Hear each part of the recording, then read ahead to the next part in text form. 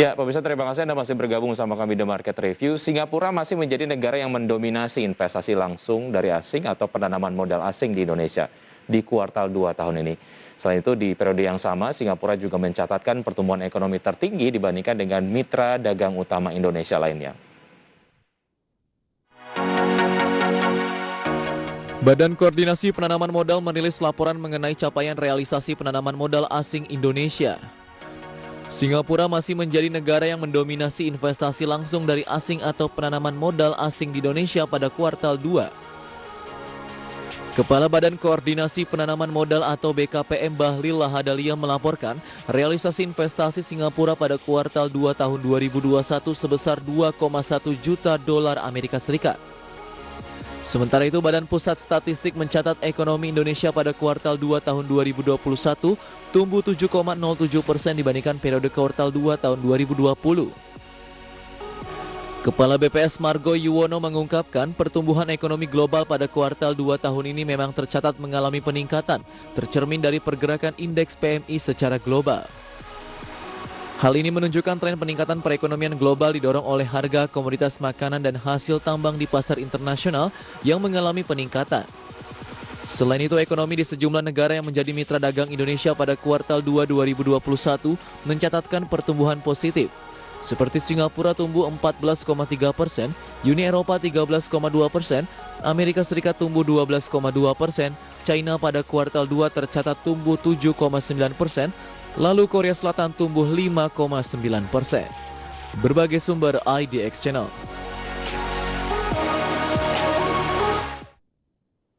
Ya, pemirsa, untuk membahas tema kita di paruh kedua di Market Review mengenai Duta Besar Indonesia, Duta Besar Investasi. Sudah terhubung melalui aplikasi Zoom Bapak Suryo Pratomo, Duta Besar Indonesia untuk Singapura. Selamat pagi, Pak Tommy. Selamat pagi. Terima kasih sudah bergabung bersama kami di Market Review.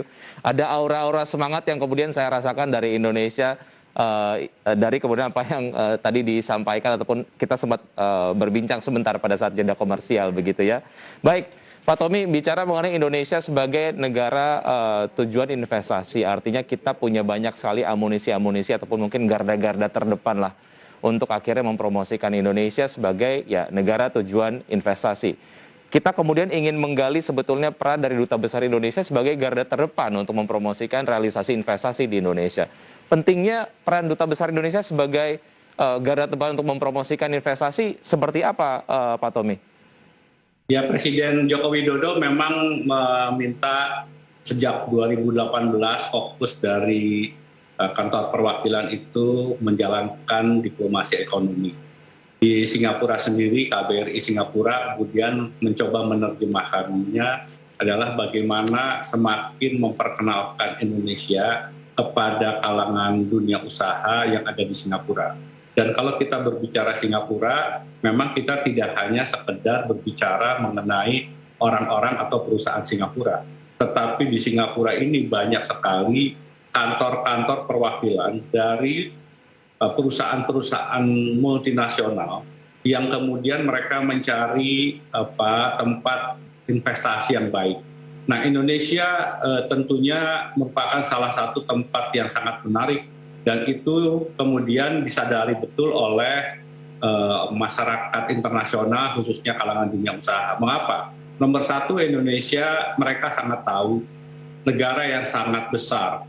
Kekuatan ekonominya di atas 1 triliun dolar. Kedua adalah market yang sangat juga besar. 60% dari total penduduk ASEAN itu ada di Indonesia. Yang ketiga adalah 170 juta orang Indonesia itu adalah angkatan muda yang punya talenta dan punya daya beli yang sangat kuat. Ini yang membuat mengapa kemudian banyak perusahaan di Singapura, baik itu perusahaan Singapura atau multinasional di Singapura, kemudian berikan perhatian. Saya misalnya pernah didatangi oleh sovereign wealth fund dari Bahrain. Mereka ingin mendapatkan informasi berkaitan dengan potensi bisnis. Kebetulan mereka ingin mengembangkan healthcare, ingin mengembangkan fintech, mereka ingin juga mengembangkan yang namanya data digital. Ketika kami sampaikan, bahkan kemudian kami buatkan forum bersama, mempertemukan pengusaha Indonesia dengan SPF dari Bahrain ini, Investcorp, hasilnya sangat baik dan kemudian ada langkah-langkah lanjutan. Demikian pula dengan multinasional dari Tiongkok misalnya. Jadi kami mencoba membuat forum-forum, salah satunya adalah secara langsung setiap 2 minggu kami membuat yang namanya Business Connect, mengundang semua orang yang ingin berinvestasi di Indonesia untuk mendapatkan informasi mengenai Indonesia, dan kemudian kami bantu untuk merealisasikan keinginan mereka itu. Kebetulan di Singapura kami mempunyai atase keuangan, ada atase investasi, ada atase perdagangan, ada atase kejaksaan, sehingga kemudian mereka akan bisa lebih dimudahkan dan responnya sangat baik. Yang lain tentunya dengan keterbatasan untuk melakukan pertemuan secara langsung, kami menyelenggarakan webinar-webinar. Kemarin misalnya kami melakukan acara dengan Singapore Chinese Chambers of Commerce and Industry, sesuatu yang sangat menarik bagi mereka. Sekali lagi, banyak orang tidak tahu mengenai Indonesia, bedanya Indonesia, apa potensinya, bagaimana kondisi infrastrukturnya, bagaimana cara berinvestasi di Indonesia. Ini yang coba kami promosikan, dan alhamdulillah di semester pertama 30% investasi langsung dari yang masuk ke Indonesia itu datang dari Singapura, totalnya 4,7 miliar dolar. Ini menunjukkan bahwa memang Indonesia sesuatu yang sangat menarik sebagai tujuan investasi. Baik, apa yang Anda jelaskan tentu saja ini kemudian menambah pemahaman dari masyarakat mengapa kemudian Indonesia harus memiliki garda-garda terbang terkait dengan realisasi investasi ataupun mungkin hubungan diplomasi yang adanya kemudian di Singapura, salah satu melting pot yang sangat-sangat strategis. Dari sumber investasinya bukan hanya kemudian dari Singapura saja, tapi ada sovereign wealth fund dari negara yang lain yang kemudian itu juga kesempatan untuk direalisasikan investasinya sangat mungkin begitu ya Pak Tommy. Baik. Oke, mekanisme koordinasi yang dilakukan Pak Tommy ketika misalnya ada chance ataupun mungkin potensi investasi, tentu saja dengan instrumen-instrumen yang berkaitan dengan investasi di Indonesia, kementerian dan juga lembaga terkait. Koordinasinya seperti apa? Ya, saya beruntung karena sudah mengenal beberapa pejabat menteri jauh sebelum saya ditugaskan, dan hubungan selama ini juga bisa kami lakukan secara langsung, hotline, bahkan melalui WhatsApp, sehingga kemudian setiap kali ada hal-hal yang perlu ada follow up, saya langsung menghubungi menteri-menteri terkait.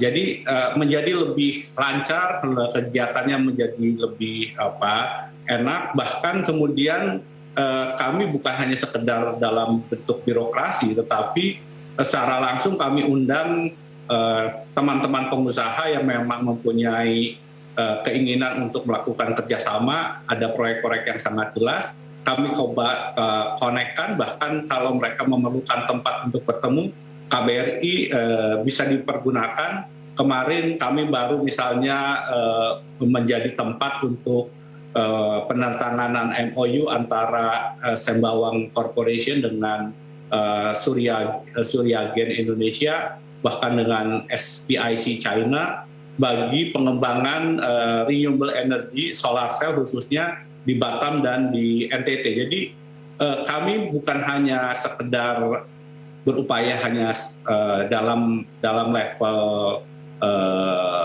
pembicaraan dan kebijakan, tetapi juga kami coba upayakan untuk sampai implementasi. Dan sekali lagi, mudah-mudahan apa yang dilakukan ini betul-betul bisa menjadi investasi yang real dan bisa dirasakan oleh seluruh rakyat Indonesia. Baik, bicara mengenai potensi investasi ini tentu saja bicara mengenai momentum yang harus dimanfaatkan secara baik, karena bicara mengenai negara tujuan investasi tentu saja banyak negara-negara lain yang menawarkan berbagai macam kemudahan lah untuk kemudian sebuah investasi dapat terrealisasi di sebuah negara. Saingan kita kemudian banyak lah Pak Tommy. Ini tentu saja menaikkan urgensi konsolidasi yang kemudian harus dilakukan lah oleh garda-garda terdepan ini agar kemudian potensi investasi ini termanfaatkan dengan baik. Point of view Anda mengenai pentingnya konsolidasi tersebut seperti apa?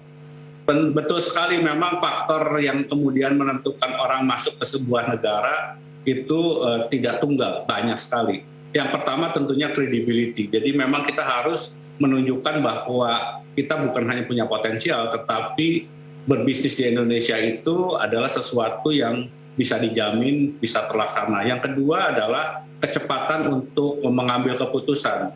Pemerintah daerah tentunya harus lebih proaktif, saya setuju, jangan hanya sekedar menunggu. Dan ketika ada peluang, harus di-follow up sampai betul-betul terlaksana. Jadi sikap get things done itu yang kemudian harus ada pada kita. Dan yang ketiga adalah bagaimana membuat semua upaya itu pada akhirnya bisa dilihat dan dirasakan hasilnya. Kita bisa melihat Vietnam juga mereka sangat cepat, kemudahan perizinan juga dilakukan secara cepat. Kita sudah mengeluarkan Omnibus Law on Job Creation, Undang-Undang Nomor 11 Tahun 2021, yang sekali lagi harus kita cepat eksekusinya. Kita tidak bisa menunggu dan kita bersaing dengan negara-negara lain.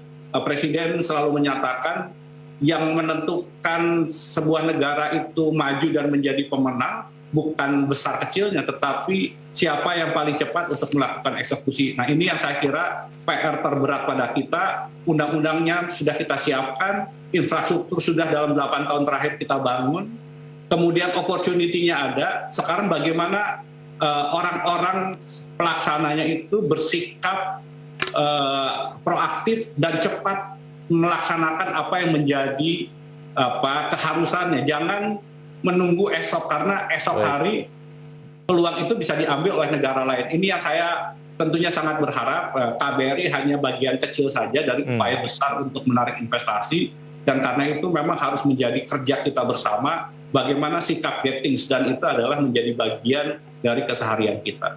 Satu yang menjadi challenge adalah terkait dengan birokrasi yang berlapis, masih jadi PR besar di Indonesia. Walaupun ini kita masih terus melakukan perbaikan di berbagai lini. Bagaimana peran Anda sebagai Duta Besar Indonesia menjelaskan karakteristik ini? Usai jeda berikut kita akan lanjutkan, Pak Tommy. Dan pemirsa, tetap di Market Review. Usai jeda kami akan segera kembali.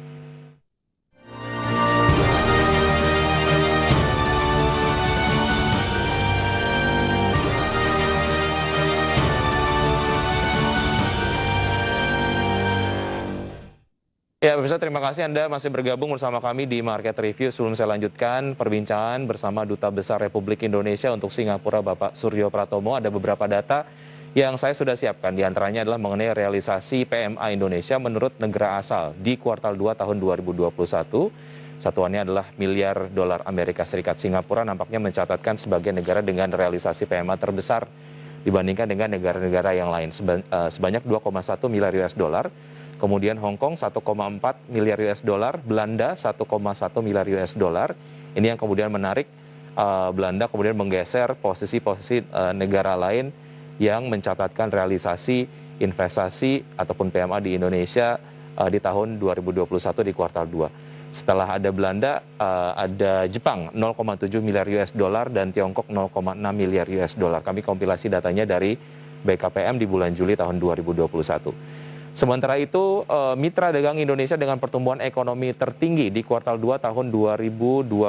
Singapura lagi-lagi catatkan sebagai mitra dagang Indonesia dengan pertumbuhan ekonomi terbesar, 14,3%. Setelahnya ada Uni Eropa 13,2%, Amerika Serikat 12,2%, Tiongkok 7,9%, dan Korea Selatan 5,9%.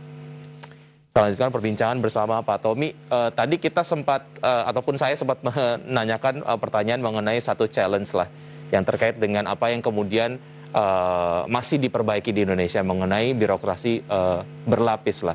Walaupun Indonesia kerap tentu saja secara intens melakukan perbaikan di berbagai lini. Bagaimana peran Anda sebagai Duta Besar Indonesia untuk menjelaskan karakteristik ini? Karena kondisi real di lapangan itu kemudian memang harus disampaikan begitu kepada calon investor. Nah, seperti apa cara yang kemudian disampaikan, Pak Tommy? Ya, memang koordinasi itu masalah yang paling klasik di Indonesia yang belum pernah bisa kita uraikan. Dan sebetulnya semua orang tahu persoalan lemahnya koordinasi kita. Tetapi tentunya dengan tim yang semakin solid, kemudian dengan pikiran semakin terbuka, apalagi Presiden selalu mengatakan bahwa ini eranya era investasi, kita ingin mendatangkan investasi karena itu salah satu dan upaya untuk membuka lapangan kerja sebanyak-banyaknya. Tentunya para pejabat di pusat maupun di daerah harus juga semakin terbuka. Dan kalau Presiden terus mengawal bagaimana koordinasi ini dilakukan, apalagi sekarang kita sudah mempunyai online sistem untuk registrasi misalnya, OSS. Dan itu di lapangan mulai dirasakan bahwa betul-betul berjalan. Ini yang saya kira sesuatu yang sangat positif, karena sekali lagi di dalam bisnis itu yang penting adalah soal kepastian, soal kecepatan, dan mereka itu bukan membutuhkan janji, mereka membutuhkan bukti. Nah, bukti-bukti nyata itu yang menurut saya sangat penting. Karena itu sekali lagi yang dilakukan di KBRI, saya mencoba semua atase walaupun datang dari berbagai kementerian, saya sampaikan bahwa kita ini bekerja untuk Republik Indonesia. Karena itu mari kita tinggalkan urusan silo-silo kementerian, kita bekerja untuk kepentingan Indonesia. Dan alhamdulillah bisa berjalan. Dengan sekali lagi Business Connect, semua teman-teman dari Bank Indonesia ikut, teman-teman dari BKPM, teman-teman dari perdagangan, teman-teman dari Kementerian Keuangan, ayo kita sama-sama. Dan ini yang tentunya sekali lagi kita harapkan semakin lama semakin baik, dan kita harus percaya pada akhirnya, terutama setelah pandemi COVID-19, semua orang merasakan bahwa kita harus keluar dari situasi krisis ini. Nah, salah satu keluar dari krisis ini adalah bagaimana kita memperbaiki diri kita. Sekarang sekali lagi peraturannya sudah baik, kemudian infrastruktur sudah sangat baik, tinggal bagaimana orangnya. Nah, ini yang pekerjaan yang paling tentunya butuh waktu karena berkaitan dengan sikap, dengan attitude. Tetapi saya percaya dengan membuka dan melihat wawasan dari bangsa-bangsa lain, kita tentunya akhirnya akan mau berubah juga. Ini yang tentunya jadi harapan kita. Memang PR-nya masih ada, tetapi saya percaya dengan kesungguhan dan kemauan kita bersama, kita bisa melewati semua tantangan. Baik, menarik mengenai Business Connect ini menjadi sebuah media untuk melakukan konsolidasi di garda-garda depan realisasi investasi di Indonesia begitu ya. Dan bicara mengenai realisasi investasi di Indonesia dari Singapura, seperti yang tadi kemudian sudah disampaikan di grafis begitu, di kuartal 2 tahun 2021, Singapura catatkan realisasi PMA tertinggi sebanyak 2,1 juta US dollar. Dan juga secara jumlah dari proyek investasinya juga 3.800-an proyek yang sudah direalisasikan. Faktor apa saja yang kemudian mendukung realisasi yang cukup masif ini, Pak Tommy, sehingga menjadikan Singapura sebagai negara yang PMA-nya tertinggi lah dibandingkan dengan negara-negara yang lain? Jadi kembali mengenai data, saya harus sampaikan memang satu kuartal 2,1, tapi satu semester pertama ini kita sudah mendapatkan 4,7 miliar dolar dari Singapura. Dan kita harus lihat Singapura hanya jangan dilihat sebagai Singapura sebagai negara, tetapi Singapura sebagai hub dari semua korporasi besar, baik itu dari Eropa, Amerika, kemudian dari Timur Tengah, dari Asia Timur, semua masuk. Dari China, dari Jepang, ada di sini semua. Mengapa? Karena mereka merasa lebih secure, kemudian sistem hukumnya sangat jelas, sehingga kemudian mereka membuat semacam kantor perwakilan di Singapura. Tetapi mereka tidak mungkin investasi semua di Singapura karena ada keterbatasan di Singapura. Jumlah lahannya yang sangat terbatas, opportunity-nya terbatas. Tetapi jangan lupa terutama setelah kejadian di Hong Kong, sekarang ini ada aset yang masuk Singapura itu nilainya tidak kurang dari 4 triliun dolar. Nah, mereka ini 4 triliun dolar ini butuh tempat. Nah, di mana tempat untuk bisa masuk ini? Tadi disampaikan negara-negara ASEAN lain juga ingin memanfaatkan 4 triliun dolar yang ada di Singapura. Nah, Indonesia harus lebih aktif. Yang kami lakukan, sekali lagi,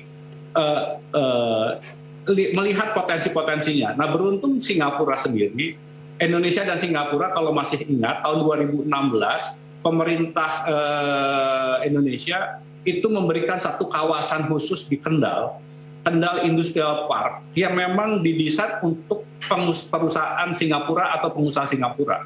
Ini adalah sesuatu yang sangat luar biasa, sehingga pengusaha Singapura untuk pengembangan manufacturing, mereka ketika berpikir di mana tempatnya, mereka sudah punya tempat, di mana Kendal. Kebetulan Jawa Tengah, sistem usaha dan bisnis peraturannya sangat baik sekali, apalagi urusan perburuhan di Jawa Tengah itu relatif tidak pernah ada gejolak, sehingga kemudian pengusaha Singapura mau masuk ke Kendal.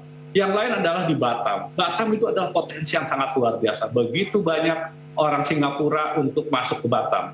Nah, beruntung pemerintah sekarang sudah membuat 2 peraturan antara Indonesia dengan Singapura. Pertama adalah investasi bilateral, perjanjian investasi bilateral Indonesia-Singapura yang berlaku sejak bulan Maret tahun ini. Dan yang kedua adalah penghindaran pajak berganda yang berlaku sejak bulan Mei tahun ini. Ini semakin mendorong, meningkatkan confidence dari pengusaha Singapura bahwa kemudian Indonesia mendekati dan comply dengan sistem aturan hukum dan bisnis yang berlaku di Singapura. Ini yang menurut saya sangat baik dan mendorong mengapa kemudian begitu banyak pengusaha Singapura masuk ke Indonesia, baik itu di manufacturing, apakah itu di fintech, apa itu di e-commerce. Saya kemarin misalnya bertemu dengan Chief Operating Officer dari Shopee. Itu tahun ini Shopee merencanakan investasi tambahan di Indonesia itu $1 miliar. Mengapa? Karena mereka melihat 270 juta orang Indonesia itu ini market yang luar biasa. Belum kemudian penetrasi digitalnya. Ini yang membuat mereka tergerak dan melihat potensi yang sangat besar, dan bisa dibayangkan berapa jumlah karyawan yang diserap oleh perusahaan seperti Shopee di Indonesia. 32.000 orang. Ini sekali lagi paralel dengan apa yang diinginkan oleh Presiden Joko Widodo. Masuknya investasi itu paralel dengan pembukaan lapangan pekerjaan. Nah, kalau satu perusahaan seperti Shopee, kemudian Sembcorp akan investasi hampir $8 miliar, dan kemudian kita tangkap dengan kemudahan perizinan, kemudahan untuk lahan, kemudahan untuk segala macam hal lain untuk pengembangan renewable energy, Indonesia akan menjadi sebuah kekuatan yang luar biasa sebagai sumber energi terbarukan, bukan hanya untuk Indonesia, tetapi untuk kawasan. Nah, ketika Menteri Koordinator Perekonomian Erlangga Hartarto berkunjung ke Singapura 12 Juli yang lalu, ketika bertemu dengan Perdana Menteri Lee Hsien Loong, ketika bertemu dengan Wakil Perdana Menteri Heng Swee Keat, bertemu dengan menteri-menteri yang lain, itu auranya itu adalah aura bagaimana kita meningkatkan dan mempercepat hubungan kerjasama. Nah, ini yang saya berharap, tugas yang saya lakukan yang tidak kalah pentingnya adalah bagaimana menghilangkan kecurigaan. Jadi namanya berbisnis itu harus basisnya saling percaya. Dan kita jangan melihat sekali lagi Singapura hanya sebagai Singapura, tetapi Singapura sebagai hub dana-dana dari seluruh dunia masuk ke Singapura. Baik. Dan juga kita harus manfaatkan Singapura sebagai hub untuk pasar keluar dari Singapura. Mengapa? Karena di ASEAN, negara yang paling maju dan mempunyai perjanjian perdagangan bebas dengan seluruh kawasan di dunia itu Singapura. Indonesia sedang berupaya, terakhir kita dengan Australia, tetapi kita dengan Amerika Latin misalnya, dengan Eropa, itu masih dalam proses untuk perdagangan bebasnya itu kita sepakati. Nah, mengapa kita tidak menggunakan Singapura sebagai batu loncatan untuk mendorong ekspor kita? Jadi hal-hal yang saling simbiosis mutualistis itu yang menurut saya harus kita kembangkan supaya kemudian memberikan benefit dan memperkuat hubungan ekonomi di antara kedua negara. Baik, seperti yang tadi kemudian Anda sudah sampaikan dan juga kita kemudian sama-sama ketahui bahwa berbagai macam kemudian investasi sudah ditawarkan oleh pemerintah Indonesia when it comes to realisasi investasi dari Singapura begitu ya ke Indonesia. Berbagai fasilitas sudah ditawarkan lah. Tapi bagaimana dengan investasi-investasi dari Indonesia ke Singapura? Upaya-upaya diplomasi apa yang kemudian dilakukan lah, ataupun mungkin Anda kemudian juga bantu untuk fasilitasi agar kemudian ada realisasi investasi dari Indonesia di Singapura. Usai jeda berikut ini kita akan lanjutkan Pak Tommy, dan pemirsa tetap di Market Review. Usai jeda kami akan segera kembali.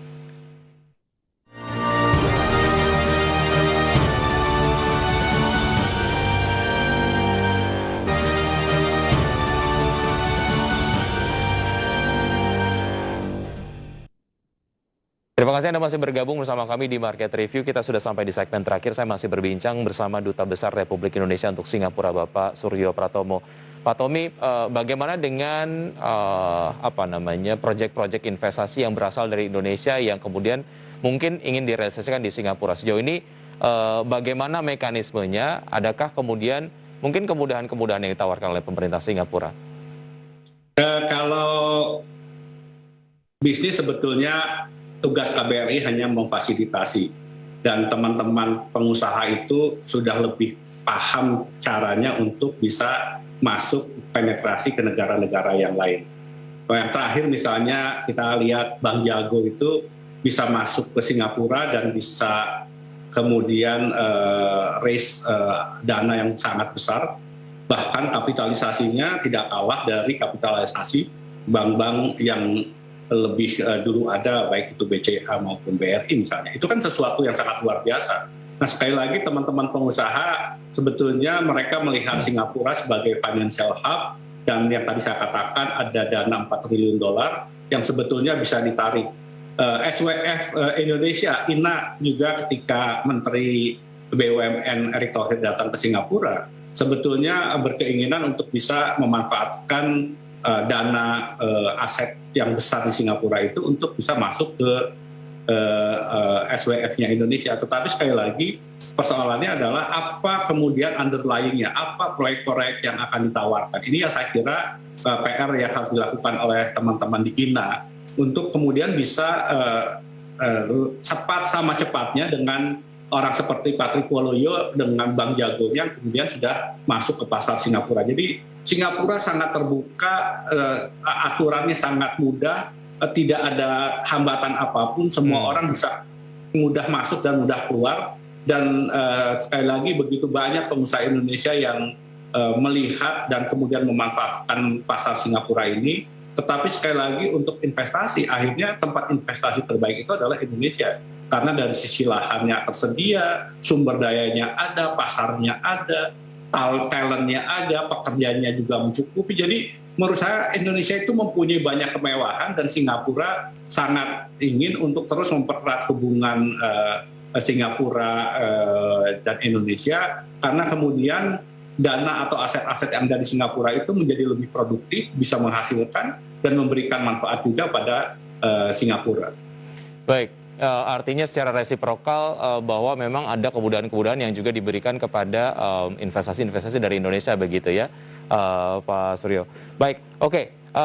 Saya yakin ada upaya-upaya konsolidasi yang dilakukan oleh duta besar di kawasan ASEAN lah untuk kemudian menangkap berbagai macam peluang investasi lah untuk kemudian nantinya direalisasikan di Indonesia. Seperti apa konsolidasi yang dilakukan? Ya, tadi saya katakan nomor satu, cara formal kami membuat Business Connect tadi, menjadi ruang pertemuan untuk bisa masuk. Yang kedua, saya membuat gathering dengan pengusaha-pengusaha Singapura, mempertemukan gathering pengusaha Indonesia dengan pengusaha Singapura. Saya undang pengusaha Indonesia untuk kemudian juga menyampaikan apa hal-hal yang perlu disupport oleh KBRI. Intinya, sekali lagi, dalam persaingan dan era persaingan bebas seperti sekarang, Indonesia Incorporated itu adalah sesuatu yang wajib kita lakukan. Tugas dari KBRI seperti juga tugas pemerintah, kami hanya mencoba memfasilitasi. Dan kami sangat paham tidak perlu mengajari bebek berenang. Pengusaha itu sudah tahu bagaimana mengembangkan bisnisnya, di mana potensinya, apa yang harus dilakukan. Tetapi KBRI dan pemerintah Indonesia tentunya siap setiap saat apa yang perlu kami bantu untuk meyakinkan. Karena sekali lagi, misalnya sering datang ke sini presiden dari Mitsui, presiden dari Investcorp, SPIC, kemudian dari YCK, dan banyak sekali. Mereka ingin mendapatkan bantuan untuk masuk ke Indonesia, bagaimana aturan visanya. Kemarin CEO dari Shopee mau datang ke Indonesia, kami bantu untuk fasilitasi bisa masuk dan dapat izin dari BNPB, dari Kementerian Perekonomian, supaya kemudian mereka bisa masuk dan menjalani karantina 8 hari di Indonesia. Jadi sekali lagi potensi itu ada. Indonesia itu sangat luar biasa dan sangat menarik.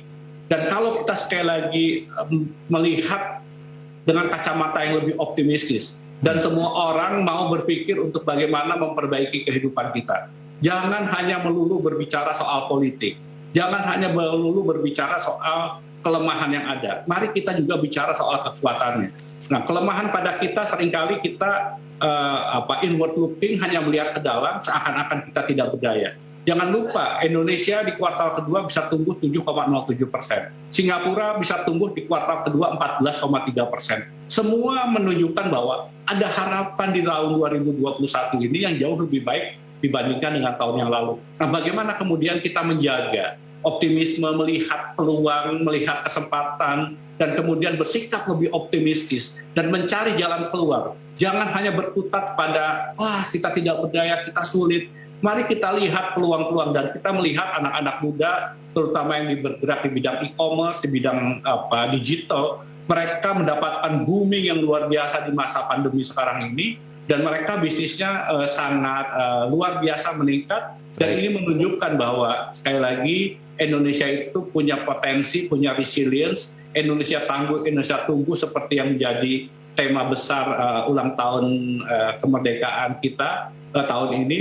Betul-betul harus kita tunjukkan dengan sikap dan kerja yang nyata. Baik, ya optimisme menjadi sebuah bekal yang penting untuk kita kemudian dapat melakukan berbagai macam hal untuk kemajuan Indonesia di berbagai lini.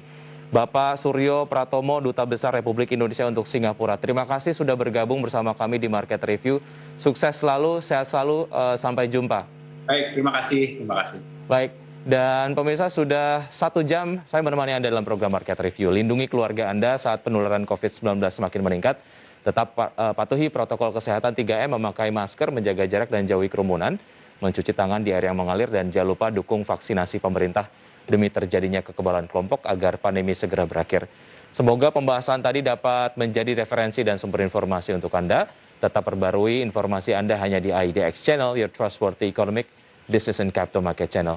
Saya Wika Adrian, sampai jumpa.